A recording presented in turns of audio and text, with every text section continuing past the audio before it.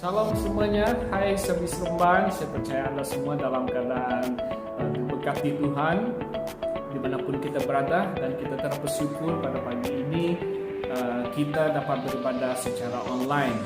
Dan mari kita teruskan ibadah kita pada pagi ini dengan bacaan firman Tuhan yang untuk tema khotbah kita pada pagi ini. Mari kita baca dan buka di Kisah Para Rasul 2 ayat 22 hingga ayat 47. Mari kita baca bersama. Hai orang-orang Israel, dengarlah perkataan ini.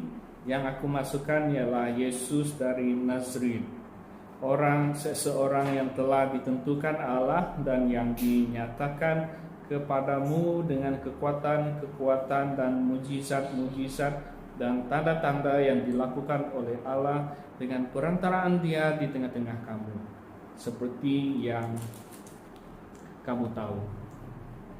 Dia yang diserahkan Allah menurut maksud dan rencananya telah kamu salibkan dan kamu bunuh oleh tangan bangsa-bangsa durhaka. Ayat 24. Tetapi Allah membangkitkan dia dengan melepaskan dia dari sengsara maut, karena tidak mungkin ia tetap berada dalam kuasa maut itu. Sebab Daud berkata tentang dia, aku senantiasa memandang kepada Tuhan, karena ia berdiri di sebelah kananku, aku tidak goyah. Sebab itu hatiku bersukacita dan jiwaku bersorak-sorak, bahkan tubuhku akan diam dengan tenteram, sebab Engkau tidak menyerahkan aku kepada dunia yang mati, dan tidak membiarkan orang kudus-Mu melihat kebinasaan. Engkau memberitahukan kepadaku jalan kehidupan. Engkau akan melimpahi aku dengan sukacita di hadapan-Mu. Ayat 29. Saudara-saudara, aku boleh berkata-kata dengan terus terang kepadamu tentang Daud, bapa bangsa kita. Ia telah mati dan dikubur, dan kuburannya masih ada pada kita sampai hari ini. Tetapi ia adalah seorang nabi, dan ia tahu bahwa Allah telah berjanji kepadanya dengan mengangkat sumpah bahwa ia akan mendudukkan seorang dari keturunan Daud sendiri di atas takhtanya. Karena itu ia telah melihat ke depan dan telah berbicara tentang kebangkitan Mesias, ketika ia mengatakan bahwa dia tidak ditinggalkan di dalam dunia orang mati, dan bahwa dagingnya tidak mengalami kebinasaan. Yesus inilah yang dibangkitkan Allah, dan tentang itu kami semua adalah saksi. Dan sesudah ia ditinggikan oleh tangan kanan Allah dan menerima Roh Kudus yang dijanjikan itu, maka dicurahkannya apa yang kamu lihat dan dengar di sini. Sebab bukan Daud yang naik ke surga, malahan Daud sendiri berkata, Tuhan telah berfirman kepada Tuanku, duduklah di sebelah kananku, sampai kubuat musuh-musuhmu menjadi tumpuan kakimu. Jadi seluruh kaum Israel harus tahu dengan pasti bahwa Allah telah membuat Yesus yang kamu salibkan itu menjadi Tuhan dan Kristus. Ketika mereka mendengar hal itu, hati mereka sangat terharu. Lalu mereka bertanya kepada Petrus dan rasul-rasul yang lain, apakah yang harus kami perbuat, saudara-saudara? Jawab Petrus kepada mereka, bertobatlah dan hendaklah kamu masing-masing memberi dirimu dibaptis dalam nama Yesus Kristus untuk pengampunan dosamu, maka kamu akan menerima karunia Roh Kudus. Ayat 39, sebab bagi kamulah janji itu, dan bagi anak-anakmu, dan bagi orang yang masih jauh, yaitu sebanyak yang akan dipanggil oleh Tuhan Allah kita. Dan dengan banyak perkataan lain lagi, ia memberi suatu kesaksian yang sungguh-sungguh, dan ia mengecam dan menasihati mereka, katanya, Berilah dirimu diselamatkan dari angkatan yang jahat ini. Ayat 41, orang-orang yang menerima perkataannya itu memberi diri dibaptis. Pada hari itu jumlah mereka bertambah kira-kira 3.000 jiwa. Mereka bertekun dalam pengajaran rasul-rasul dan dalam persekutuan, dan mereka selalu berkumpul untuk memecahkan roti dan berdoa. Maka ketakutanlah mereka semua, sedang rasul-rasul itu mengadakan banyak mujizat dan tanda. Ayat 44, dan semua orang yang telah menjadi percaya tetap bersatu, dan segala kepunyaan mereka adalah kepunyaan bersama. Dan selalu ada dari mereka yang menjual harta miliknya lalu membagi-bagikannya kepada semua orang sesuai dengan keperluan masing-masing. Ayat 46, dengan bertekun dan dengan sehati mereka berkumpul tiap-tiap hari dalam bait Allah. Mereka memecahkan roti di rumah masing-masing secara bergilir dan makan bersama-sama dengan gembira dan dengan tulus hati. Ayat terakhir, ayat 47, sambil memuji Allah, dan mereka disukai semua orang. Dan tiap-tiap hari Tuhan menambah jumlah mereka dengan orang yang diselamatkan.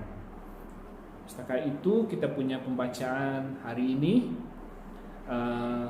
Sebelum kita serahkan seterusnya kepada tim Praise and Worship, mari kita sama-sama berdoa.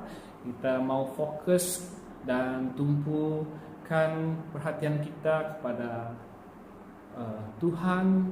Dialah Roh Kudus yang bekerja untuk setiap pribadi kita dimanapun kita berada. Mari kita sama-sama berdoa.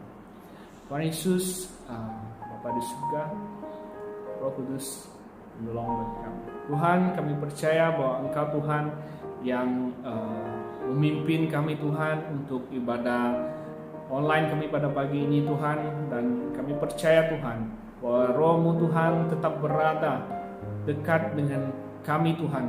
Walaupun kami berada di rumah masing-masing, dimanapun tempat kami, Engkau sentiasa ada Tuhan bagi kami Tuhan.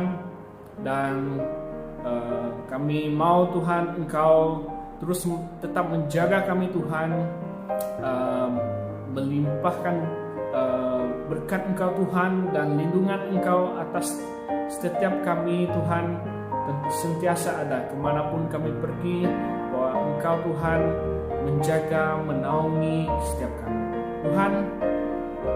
Untuk ibadah pagi ini Tuhan, biarlah Engkau Tuhan terus memberkati ya tim yang melayani dan hamba-Mu Tuhan yang membawa firman-Mu Tuhan. Biarlah firman-Mu Tuhan berkuasa tertanam di setiap hati yang mendengar, ya Engkau Tuhan yang membuahkan hasil daripada firman yang ditanam itu Tuhan, agar kami dapat mengerjakan kehendak Engkau Tuhan sesuai dengan firman-Mu Tuhan.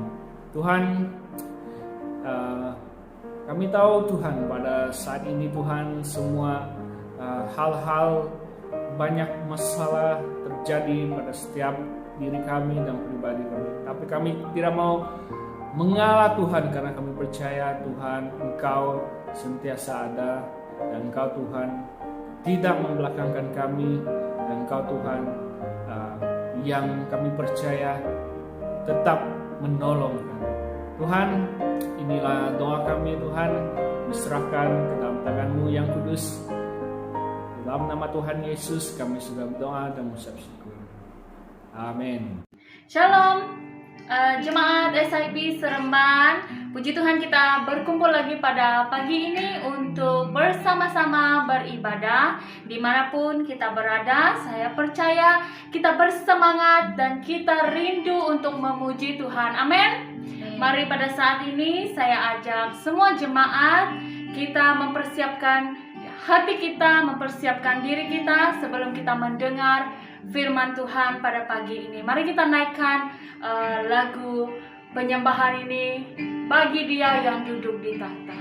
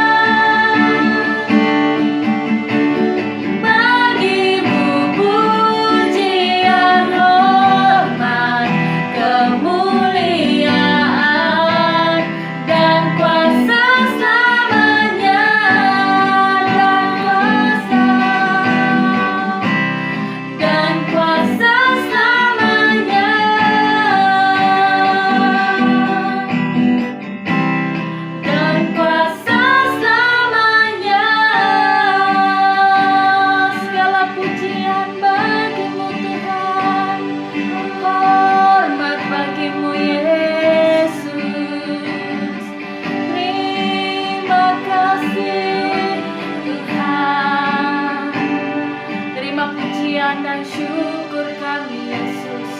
Kami menaikkan syukur kami Tuhan. Segala pujian hormat bagi-Mu Tuhan. Terima kasih ya Yesus karena penyertaan-Mu dalam hidup kami. Engkau layak menerima segala pujian ya Tuhan. Terima kasih ya Bapa. Pada saat ini Tuhan, kami datang di hadirat-Mu. Kami mau menyembah-Mu dalam roh dan kebenaran ya Tuhan. Kemana kami dapat pergi Tuhan untuk menjauhi daripada-Mu Tuhan. Karena kami percaya Engkau selalu bersama kami. Engkau memegang kami dengan erat ya Tuhan. Haleluya, mari kita naikkan lagu ini. Kemanakah aku dapat pergi?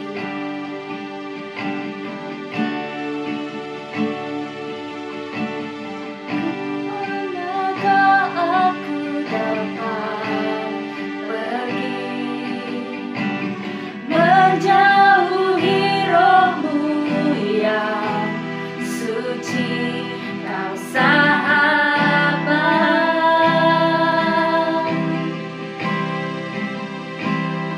dan Kau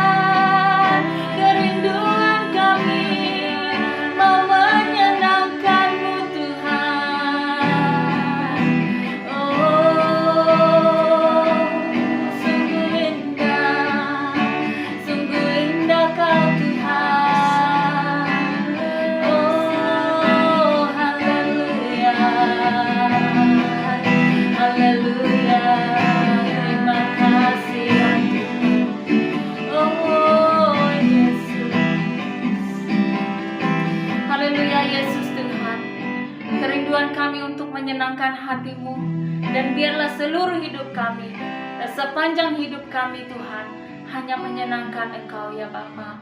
Terima kasih Tuhan. Biarlah setiap lagu, setiap pujian ini berbau harum di hadapan-Mu Tuhan. Dan kami pulangkan syukur kami karena kebaikan dan kasih setia-Mu Tuhan. Di dalam nama Yesus kami sudah memuji dan berdoa. Amin.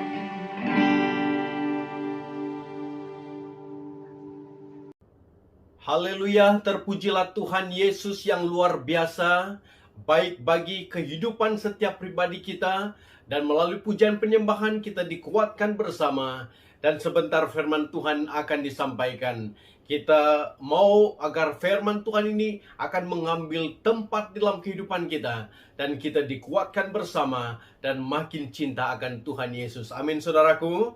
Mari kita datang kepada Tuhan di dalam doa. Saya akan pimpin kita di dalam doa. Bapa di surga, kami datang kepadamu pada saat ini, bersyukur karena Engkau tetap setia menjaga kami, memimpin kami melalui pelayanan Roh Kudus yang telah Engkau janjikan, menyertai kami selama-lamanya, menjadi guru kami, menjadi pembimbing kami, menjadi penolong kami, dan roh kebenaran yang menguasai kami, agar kami dapat hidup dalam kebenaran-kebenaran firman-Mu. Terima kasih Bapa di surga, terima kasih Yesus Kristus, dan terima kasih Roh Kudus, agar kebenaran firman Tuhan yang akan kami belajar menjadi suatu kekuatan baru yang menyegarkan kami untuk lebih mempercayai Engkau. Di dalam nama Tuhan Yesus Kristus, hamba-Mu serahkan semuanya ini. Amin. Salam saudaraku yang Tuhan Yesus kasihi, apa kabar semua? Sudah pastinya kita semua sehat dan kita bersyukur karena Tuhan tetap setia menjaga kita dan kita dapat beribadah sekali lagi di dalam online. Dan sudah pastinya kita akan dikuatkan melalui kebenaran firman Tuhan. Amin saudaraku. Saudaraku, kita belajar di dalam kitab Kisah Para Rasul, di mana kita telah belajar dua topik sebelum ini. Yang pertama adalah urapan saksi Kristus, dan yang kedua adalah pengalaman saksi Kristus minggu lepas. Dan hari ini kita akan belajar berita saksi Kristus. Saudaraku, itu terdapat di dalam Kisah Para Rasul pasal 2 ayat 22 hingga ayat 47, seperti mana telah dibacakan pada awal ibadah tadi. Dengan itu kita melihat sebenarnya bahwa pengalaman yang dilalui oleh para rasul, oleh Petrus mereka, dan juga murid-murid yang lain, seramai 120 orang berkumpul pada hari Pentakosta mengalami pengalaman lawatan Tuhan. Dan Petrus sekarang ini sedang menerangkan tentang mengapa itu terjadi, dan siapa yang memberi karunia-karunia tersebut, dan siapa pribadi yang diagung-agungkan dan diberitakan oleh mereka. Karena ada beberapa orang yang menyaksikan pengalaman dan situasi yang berlaku pada hari Pentakosta itu, merasa bingung dan menyalah dan juga mengejek mereka karena bahasa karunia lidah yang mereka terima, bahasa-bahasa yang orang lain di sekitar mereka memahami, karena Tuhan memberikan mereka bahasa lidah tersebut, membuat ada orang yang coba mengejek mereka, menyatakan bahwa mereka sedang mabuk. Itu kita sudah belajar pada minggu lepas. Dan Petrus berdiri untuk memberi penerangan, memberi penjelasan tentang apa yang sedang berlaku. Dengan itu, kita belajar apa yang Petrus katakan tentang berita yang mereka sampaikan sebagai saksi Kristus, sebagai rasul Kristus, yang perlu diterangkan kepada orang yang ada pada masa itu. Dan hal itu adalah sesuatu berita yang paling penting dan sangat penting, yang telah membuat Petrus mereka mengalami keberanian yang luar biasa. Kalau sebelum ini mereka melalui sesuatu keadaan yang trauma sebab kematian Kristus, tapi setelah kebangkitan Yesus, kenaikannya ke surga disaksikan oleh mereka, dan mereka punya keberanian setelah Roh Kudus datang dalam kehidupan mereka. Dan sekarang ini Petrus menjelaskan apa yang menjadi inti berita mereka dan mengapa hal yang berlaku yang mereka saksikan, pencurahan Roh Kudus itu terjadi. Dan berita itu adalah berita yang mereka nyatakan tentang siapa pribadi pemberi karunia-karunia tersebut. Saudaraku, apakah berita yang disampaikan oleh Petrus kepada orang ramai pada masa itu? Apakah penekanannya? Apakah inti berita yang dia sampaikan? Saudaraku, yang dia sampaikan adalah menyatakan tentang kehidupan Yesus sewaktu dia masih hidup di muka bumi ini. Dalam ayat 22 menerangkan apa yang diterangkan oleh Petrus tentang berita yang harus disampaikan dan menjadi inti berita bagi mereka untuk disampaikan kepada orang yang ada di sekitar mereka. Di dalam ayat 22 mengatakan, "Hai orang-orang Israel, dengarlah perkataan ini. Yang ku maksudkan ialah Yesus dari Nazaret, dan yang dinyatakan kepadamu dengan kekuatan-kekuatan dan mukjizat-mukjizat dan tanda-tanda yang dilakukan oleh Allah dengan perantaran Dia di tengah-tengah kamu, seperti yang kamu tahu." Saudaraku, Petrus memberitahu bahwa Yesus yang mereka beritakan adalah Yesus yang dari Nazaret. Mengapa dia memberi penekanan tentang Yesus dari Nazaret? Karena pada zaman mereka ada nama Yesus, tetapi bukan nama Yesus yang dari Nazaret. Ada Yesus Barabas dari daerah lain. Tetapi Yesus dari Nazaret itu dikenali oleh mereka. Dan hal ini membuktikan nubuatan-nubuatan dalam Perjanjian Lama tentang sebelum Yesus dilahirkan, tentang janji Maria mengandung oleh Roh Kudus, dan kelahiran Yesus itu dan kehidupannya telah dinubuatkan. Sehingga dia digelar Yesus dari Nazaret. Saudaraku, Yesus dari Nazaret itu ditentukan oleh Allah, kata firman Tuhan tadi. Dan tanda-tanda dan mukjizat menyertai pelayanan Yesus sepanjang dia melayani, semasih dia hidup di muka bumi ini, adalah tanda kemesiasannya, yaitu yang diurapi Allah sendiri. Dan itu telah nyata dalam Perjanjian Lama, Mesias yang ditunggu-tunggu oleh para nabi dan orang Israel. Dan ternyata Yesuslah yang disebut di dalam Perjanjian Lama yang telah dinubuatkan, dan dia adalah yang ditentukan Allah. Dan mukjizat-mukjizat menyertai pelayanannya, dan tidak pernah berlaku mukjizat seperti mana yang dilakukan oleh Yesus. Dan itu adalah pemulihan kemuliaan surga. Amin, saudaraku. Karena dia pemilik surga dan datang ke bumi untuk menyatakan kemuliaan surga itu sendiri. Amin. Dan kita dapat melihat sebenarnya mukjizat menjadi sejarah dan sejarah menjadi mukjizat. Sampai hari ini berita ini disampaikan kepada dunia tentang pelayanan Yesus yang luar biasa. Amin, saudaraku. Kita dapat melihat juga berita yang disampaikan oleh Petrus selain daripada kehidupan Yesus sewaktu dia hidup di muka bumi. Dia menerangkan di dalam ayat 23, yaitu penyaliban ataupun kematian Yesus. Ayat 23 mengatakan, "Dia yang diserahkan Allah menurut maksud dan rencananya telah kamu salibkan dan kamu bunuh oleh tangan bangsa-bangsa durhaka."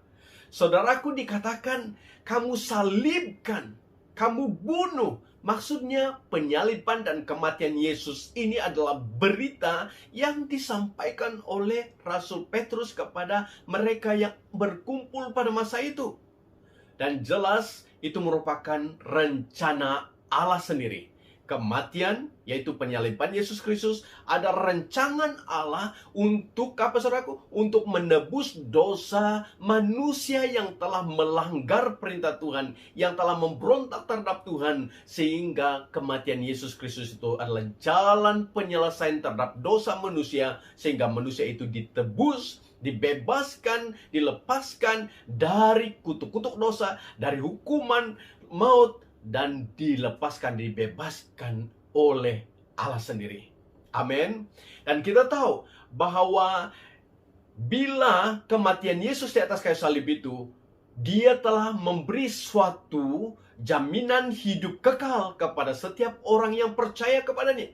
Mengapa, saudaraku? Sebab hukuman Allah telah terjadi. Dan Yesus menerima hukuman Allah terhadap dosa manusia walaupun Dia tidak berdosa, tapi Dia mengganti tempat manusia yang berdosa sehingga manusia tidak perlu mati atas dosa mereka, tapi Yesus mati untuk dosa mereka sehingga hukuman itu telah jatuh kepada Yesus di atas kayu salib, dan Dia memberikan suatu kebenaran yang kekal, abadi selama-lamanya. Dan itulah yang menjadi berita yang disampaikan oleh Petrus tentang kuasa kematian Yesus, puncak rancangan Allah.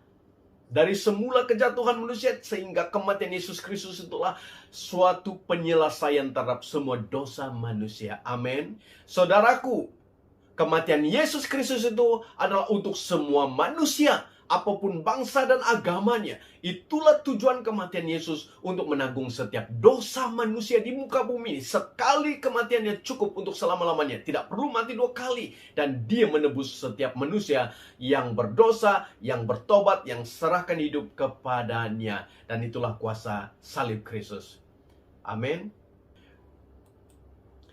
Saudaraku, yang ketiga, berita yang disampaikan oleh Petrus adalah kebangkitan Kristus. Di dalam ayat 24 dan 27 menyatakan perkara tersebut.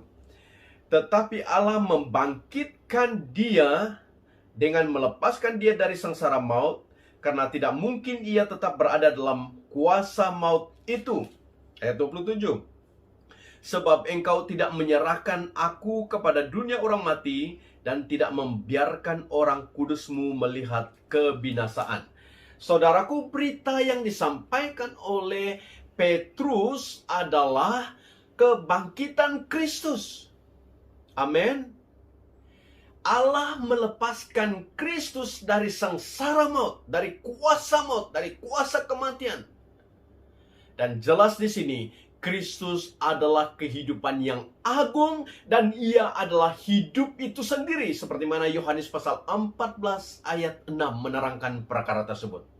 Di dalam ayat 22 hingga 32 adalah kutipan dari Mazmur pasal 16 ayat 8 sampai ayat 11, yaitu apa yang Daud katakan adalah menyatakan gambaran peristiwa kebangkitan Kristus, di mana tidak ada kuasa yang boleh menahan Yesus.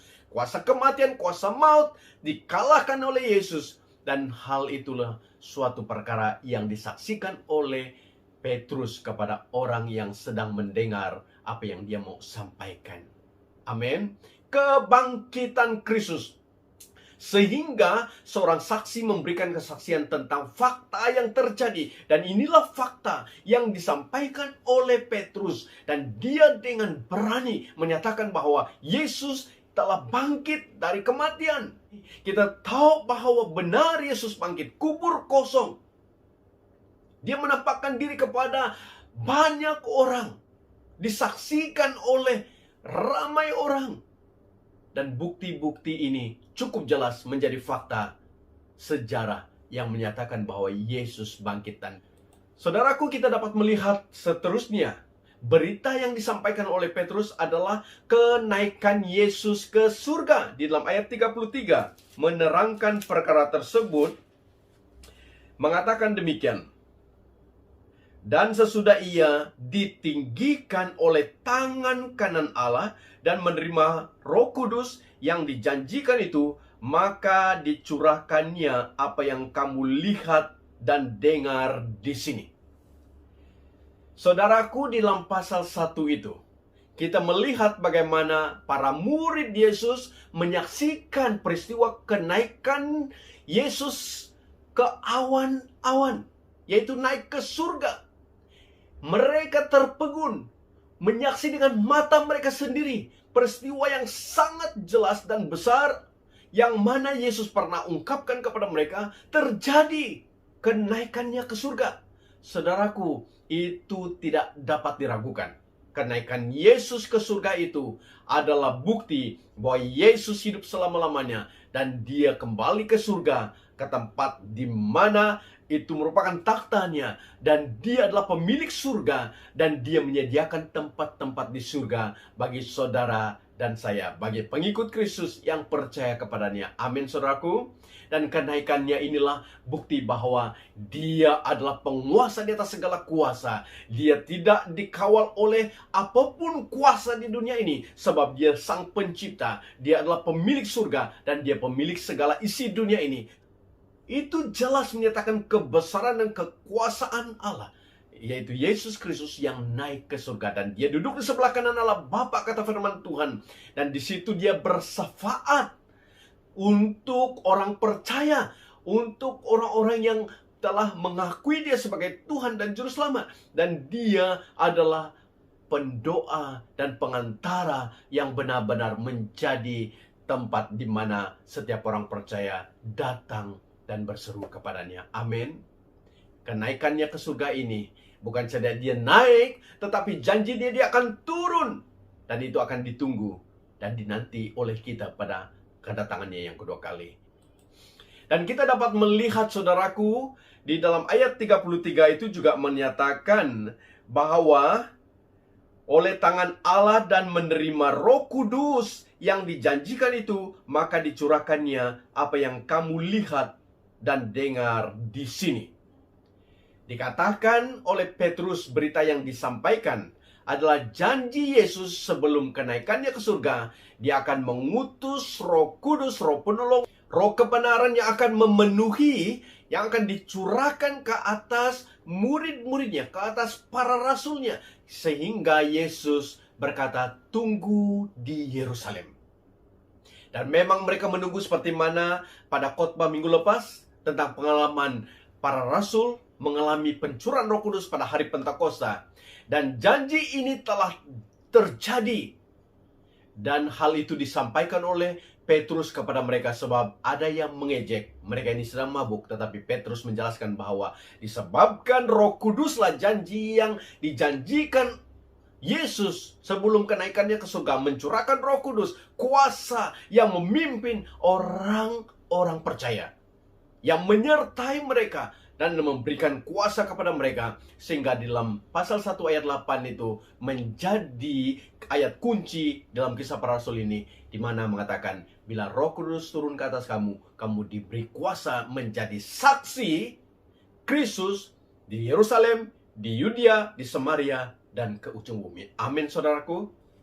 Dan pencurahan Roh Kudus inilah yang mengubah kehidupan para rasul dan telah membuat suatu gerakan penginjilan yang luar biasa, sehingga Petrus berani karena Roh Kudus menguasai kehidupannya. Dia telah diubah, saudaraku. Nanti kita akan belajar apa yang terjadi dalam kehidupan orang yang mendengar apa yang telah disampaikan oleh Petrus dalam kuasa Roh Kudus. Amin. Dan di dalam ayat 36, Petrus memberi suatu penekanan supaya orang yang sedang mendengar berita yang dia sampaikan, penjelasan dan penerangan yang dia sampaikan, supaya mereka mengetahui dengan pasti siapakah Yesus itu. Di dalam ayat 36 mengatakan, jadi seluruh kaum Israel harus tahu dengan pasti bahwa Allah telah membuat Yesus yang kamu salibkan itu menjadi Tuhan dan Kristus. Petrus memberi suatu nasihat dan benar-benar memberi penekanan dan tertuju kepada seluruh kaum Israel. Dan dia mengatakan kaum Israel harus tahu dengan pasti bahwa Allah telah membuat Yesus yang kamu salibkan itu menjadi Tuhan dan Kristus. Saudaraku, ini berita penekanan yang luar biasa. Harus mereka tahu. Keberadaan Yesus itu adalah kewujudan Allah di muka bumi. Namun mereka tolak. Tetapi hal ini membuat setelah Yesus hidup di muka bumi, dia lahir sesuai dengan nubuatan. Dia mati, ditolak dan dia disalib dan mati. Dan dia bangkit dari kematian. Dan dia naik ke surga. Dan dia memberikan janji Roh Kudus. Dan harus orang Israel seluruhnya mengetahui dengan pasti bahwa Yesus itu adalah Tuhan dan Kristus, yaitu Mesias yang diurapi, yang telah dijanjikan dalam perjanjian lama dan telah digenapi dalam Yesus. Dan berita itulah yang disampaikan oleh Petrus kepada mereka. Amin. Maka kesan daripada berita yang dia sampaikan kepada orang yang berkumpul adalah di dalam ayat 37 menyatakan perkara ini. Ketika mereka mendengar hal itu, hati mereka sangat terharu. Lalu mereka bertanya kepada Petrus dan rasul-rasul yang lain, apakah yang harus kami perbuat, saudara-saudara? Saudaraku, kesan daripada berita yang disampaikan oleh Petrus ini telah menyentuh hati pendengar. Sehingga mereka berkata, sehingga firman Tuhan berkata, hati mereka sangat terharu, sedar dan penyesalan terjadi. Dan penyesalan itu keluar daripada lubuk hati mereka sendiri.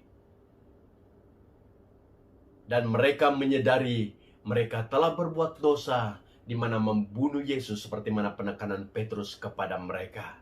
Berita itu telah menyentuh hati mereka. Karena apa, saudaraku? Karena Roh Kudus yang menguasai Petrus dan Roh Kudus yang bekerja menyentuh hati pendengar. Itulah kesan dan kuasa berita Injil menyentuh hati pendengar. Dan dengan pertolongan Roh Kudus ini yang menyadarkan mereka sehingga mereka menyesal atas perbuatan mereka, maka roh mereka yang mati selama ini telah dihidupkan. Roh mereka yang mati karena dosa dan pelanggaran mereka telah dihidupkan, telah dilahirkan kembali oleh Roh Kudus sendiri. Amin, saudaraku. Itu sebabnya firman Tuhan berkata, peranan Roh Kudus dalam kehidupan setiap orang adalah menginsafi dia tentang dosa, tentang kebenaran, dan tentang penghakiman. Itu sebabnya bila berita yang disampaikan oleh Petrus telah menyentuh hati pendengar, sehingga mereka insaf terhadap dosa mereka. Dan mereka kenal kebenaran yang sesungguhnya adalah Yesus, adalah Tuhan yang hidup selama-lamanya.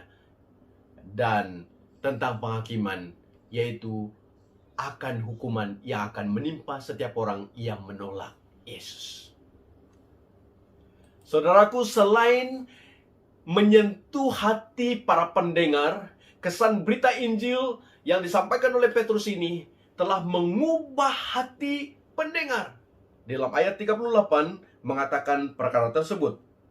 Jawab Petrus kepada mereka, bertobatlah dan hendaklah kamu masing-masing memberi dirimu dibaptis dalam nama Yesus Kristus untuk pengampunan dosamu, maka kamu akan menerima karunia Roh Kudus. Saudaraku, para pendengar melalui pekerjaan Roh Kudus yang telah menyadarkan dan menyentuh hati mereka, mengubah hati mereka, sehingga mereka perlu bertobat, kata Petrus. Karena mereka berkata, apa yang harus kami perbuat? Dan Petrus berkata, bertobatlah. Terjadi pertobatan di tengah-tengah mereka. Dan mereka dibaptis tanda pertobatan. Saudaraku, pertobatan yang sungguh-sungguh terjadi di mana hati mereka diperbaharui oleh Yesus melalui Roh Kudus. Dan itulah kuasa yang mengubah hidup mereka. Dan mereka diampuni dosa mereka, saudaraku. Dan hal ini menjadikan hidup mereka benar-benar berubah, diubah. Hati mereka menjadi hati yang bersih, yang mengenal kebenaran tentang Yesus, dan mereka dikuasai oleh Roh Kudus, dan Roh Kudus ini bekerja terus-menerus untuk menyempurnakan keselamatan mereka. Amin, saudaraku. Itu kesan berita Injil terjadi kepada para pendengar. Saudaraku, di dalam ayat 38 itu juga menerangkan tentang kesan dan apa yang diterima oleh orang yang telah disedarkan, disentuh hati mereka dan diubah adalah menerima karunia Roh Kudus. Dalam ayat 38 tadi mengatakan, kamu akan menerima karunia Roh Kudus. Kuasa Roh Kudus.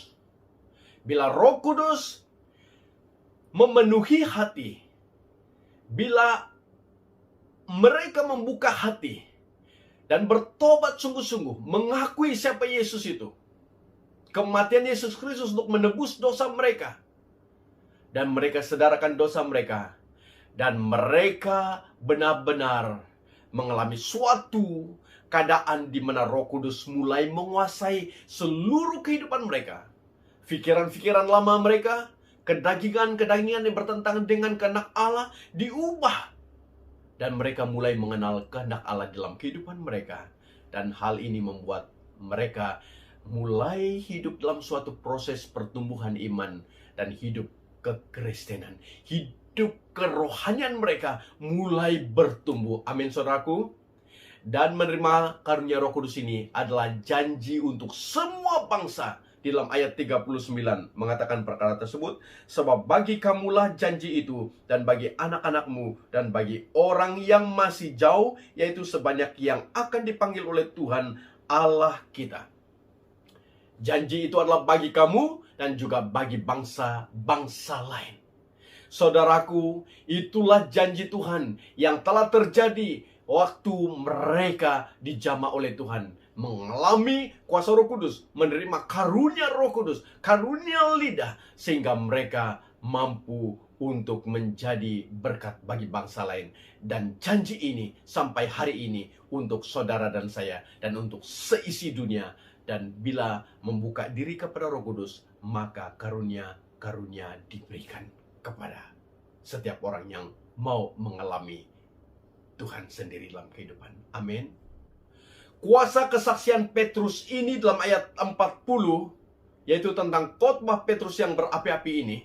Dalam ayat 40 memberitahu, dan dengan banyak perkataan lain lagi, ia, yaitu Petrus, memberi suatu kesaksian yang sungguh-sungguh, dan ia mengecam dan menasihati mereka. Katanya, berilah dirimu diselamatkan dari angkatan yang jahat ini. Khotbah Petrus, kesaksiannya, meminta mereka supaya mereka memberikan diri diselamat dari angkatan yang jahat. Saudaraku, sudah pastinya itu menjadi suatu tantangan bagi mereka untuk mengajak mereka tinggalkan perkumpulan-perkumpulan orang jahat, tinggalkan sikap-sikap lama, tinggalkan dosa-dosa yang mengikat, tinggalkan sikap pemberontakan yang mereka lakukan selama ini. Biar diri mereka diselamatkan dari angkatan yang jahat ini. Khotbah Petrus ini telah membawa mereka menangkap kebenaran, dan cara berpikir yang menyimpang dari kebenaran telah dibawa kembali untuk melihat dan menemukan kebenaran di dalam Yesus Kristus. Amin.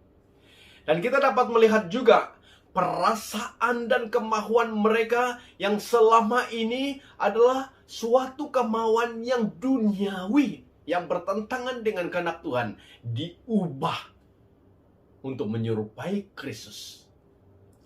Dan begitu pun akan berlaku dalam kehidupan kita. Kehidupan kita akan diubah, cara berpikir kita akan diubah kepada cara yang benar, untuk mengetahui dan mengenal kebenaran dan kehendak Allah dalam kehidupan. Itu sebabnya dalam Roma pasal 12 ayat 2 mengatakan, jangan kamu menjadi serupa dengan dunia ini, tapi berubah oleh pembaruan budimu, supaya kamu mengenal kehendak Allah di dalam kehidupanmu. Amin, saudaraku. Tetapi, jikalau seseorang tidak sadar tentang kesalahan zamannya, ia mudah kompromi dengan zaman itu dan sulit menentangnya. Berarti, jika kita tidak sadar akan kesalahan-kesalahan yang sedang terjadi di sekitar kita, dan kita tetap berada dan memilih untuk tetap hidup seperti mereka, maka saudara dan saya sebenarnya tidak ada kekuatan untuk menantang dan menolak. Tetapi saudara akan berkompromi. Besar kemungkinan ada peluang berkompromi di dalam kejahatan-kejahatan yang dilakukan oleh orang yang sejaman dengan kita. Dan firman Tuhan ini juga untuk saudara dan saya, yaitu untuk bertobat dan memberikan diri untuk diselamatkan dari angkatan yang jahat yang ada di sekitar kita. Amin. Apa yang terjadi sewaktu Petrus berkhotbah di dalam kuasa urapan Roh Kudus?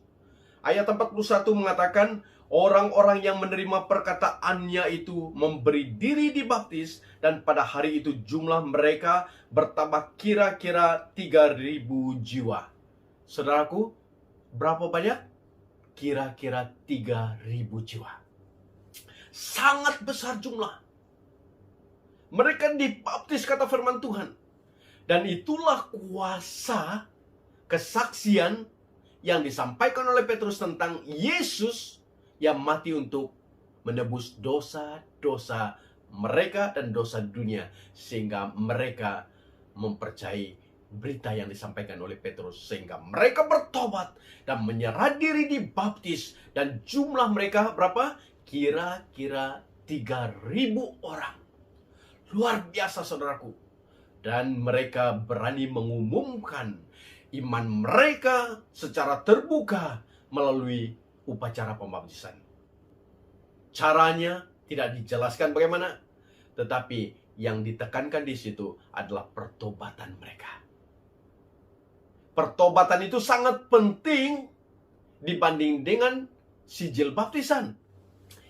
Dan jelas di sini, saudaraku, bahwa khotbah Petrus ini dan khotbah apapun adalah suatu perkara yang sangat penting membawa jiwa kepada Kristus. Setiap kali khotbah yang disampaikan adalah penekanannya supaya orang bertobat, supaya orang meninggalkan kejahatan, supaya mereka percaya kepada Yesus, menerima Dia, mengalami kuasa Roh Kudus. Itulah penekanan dari setiap khotbah, yaitu mengarahkan orang supaya melihat Yesus sebagai jalan, kebenaran, dan hidup. Amin. Dan gereja harus berfokus kepada ketua, kepala gereja, yaitu Yesus sendiri. Seluruh orang Kristen yang percaya kepada Tuhan di seluruh dunia ini adalah anggota tubuh yang saling melengkapi, tetapi kepalanya adalah Yesus yang memimpin gereja seutuhnya untuk memperluaskan kerajaan Allah di muka bumi ini. Amin. Tuhan mau menggunakan kehidupanmu pada hari ini supaya engkau dipakai dengan luar biasa untuk menyampaikan kesaksian-kesaksian hidupmu yang engkau mengalami pertobatan, mengalami perubahan di dalam kehidupan, cara berpikirmu, cara berkatamu, dan cara hidupmu yang akan membawa orang-orang dapat mengenal Tuhan.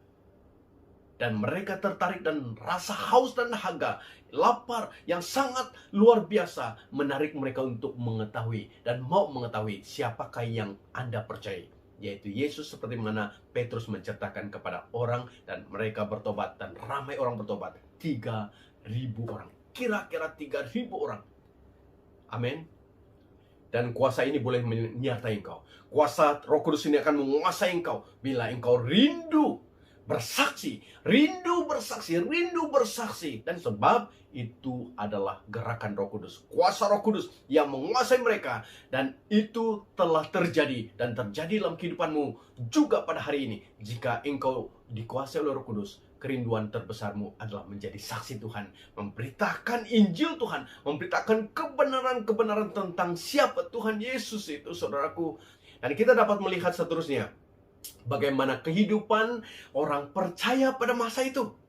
Bagaimana mereka hidup sebagai orang percaya, sebagai pengikut Kristus, sebagai pengikut jalan Tuhan, bagaimana mereka hidup. Dijelaskan dalam ayat 42 mengatakan, mereka bertekun dalam pengajaran rasul-rasul dan dalam persekutuan, dan mereka selalu berkumpul untuk memecahkan roti dan berdoa. Mereka dikatakan bertekun dalam pengajaran rasul-rasul, yaitu kebenaran firman Tuhan yang mereka pegang tentang siapa Yesus, sehingga melalui ketekunan mereka dalam pengajaran rasul-rasul, iman mereka bertumbuh. Amin. Yang kedua, mereka bertekun dalam persekutuan kasih kata firman Tuhan, sehingga iman mereka bertumbuh. Yang ketiga, mereka bertekun di dalam doa, sehingga mereka dan iman mereka bertahan menghadapi apapun badai kehidupan, serangan-serangan, dan penganiayaan yang bakal dan telah terjadi dalam kehidupan mereka. Mereka bertahan. Sebab apa? Sebab mereka bertekun dalam pengajaran rasul-rasul, sebab mereka bertekun dalam persekutuan kasih, dan sebab mereka bertekun di dalam doa. Amin, saudaraku. Sehingga ayat 43, mukjizat menyertai mereka, kata firman Tuhan. Ayat 43 juga mengatakan, mereka setia dalam pemberitaan Injil. Demikian kehidupanmu hari ini, kehidupan saya hari ini, kehidupan setiap orang percaya hari ini. Mungkin saudara berpikir, saya tidak mampu seperti Petrus menobatkan 3.000 orang. Saudaraku, firman Tuhan berkata, kalau 1 jiwa pun engkau menang, para malaikat di surga akan bersorak-sorai menyambut orang yang telah bertobat masuk dalam keluarga Allah, dalam kerajaan Allah, dan mulai bersaksi seperti mana Petrus bersaksi.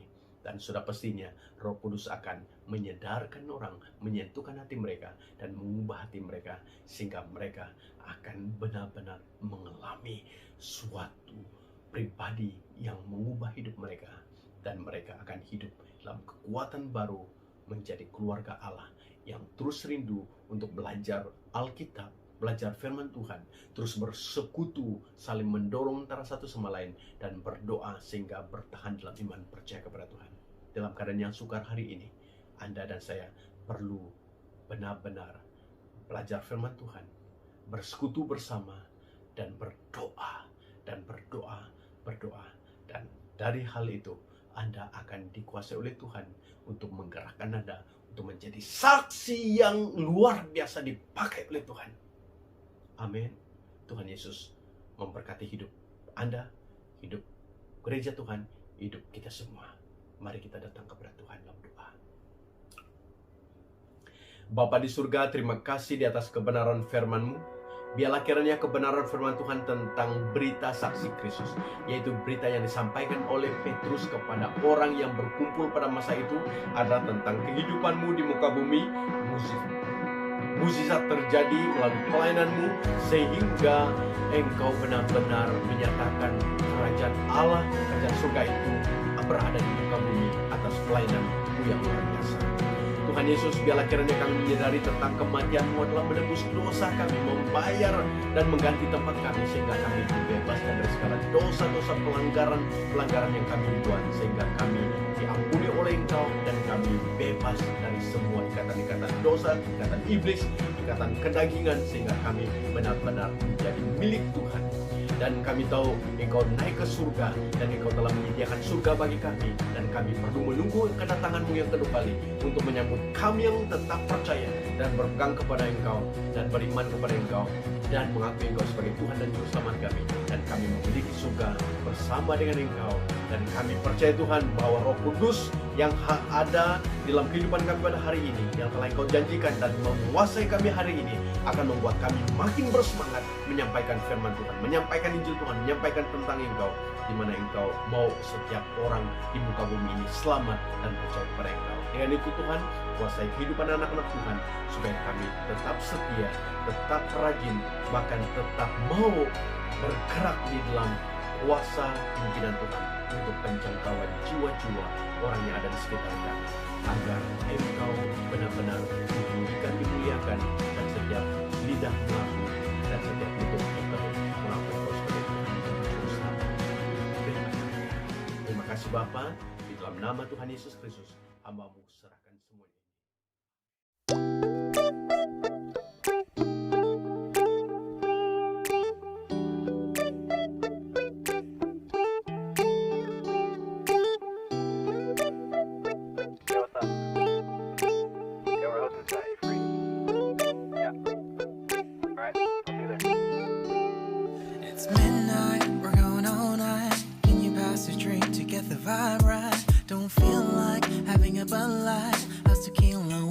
salt and lime.